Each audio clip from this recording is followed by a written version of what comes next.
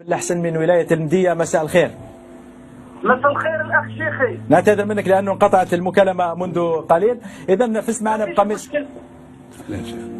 معنا بقميص للمنتخب الوطني. معنا مجار وبن شيخ في الاستوديو. من تريد أن يمضي لك القميص؟ يمضي لي أسطورة سبورتو وصاحب العقب الذهبي ولاعب المنتخب الوطني ولاعب الكبير ربح ماجر. أنا بن شيخ لك حاب تجوزه لي قول له كلمات إلا تخليني نجوزه فيها الشفافية الحصة تاعك لأنك تقول الشفافية والاحترافية. ماذا تريد أن تقول لبن شيخ؟ أقول له يا بن شيخ روح حلل على كرة الدلاع ماشي على كرة القدم.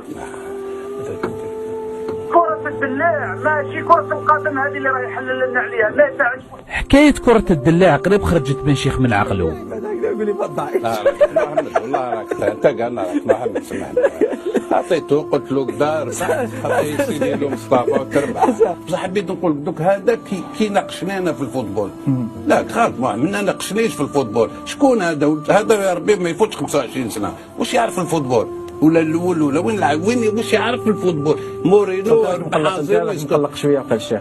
انت واقع راك مقلق شويه. لا باش كي قال لك قال لي لي ماجر تقلق شويه. لا اسمع محمد ما راكش اسمع 60 سنه في عمري محمد.